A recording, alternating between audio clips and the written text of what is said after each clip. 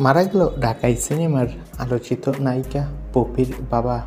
আর এবার দীর্ঘ ৩ বছর পর লোকসমক্ষে এলো নায়িকা। বিস্তারিত জানতে ভিডিওটি শেষ পর্যন্ত দেখুন।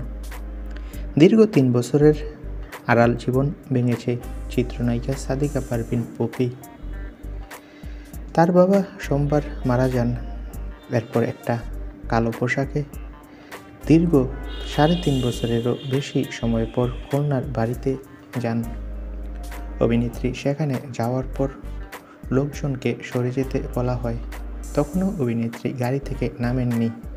এরপর নিকট আত্মীয় বাদে সবাইকে বাড়ি থেকে সবাই চলে যেতে অনুরোধ করলে সবাই প্রথমে যেতে রাজি হয় না। পরে যাওয়ার পর অভিনেত্রী গাড়ি থেকে নামেন।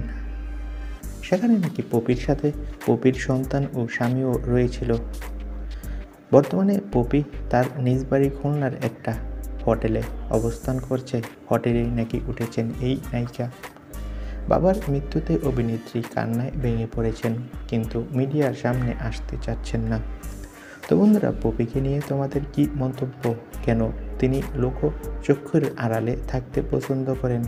কমেন্ট করে জানাও। ধন্যবাদ।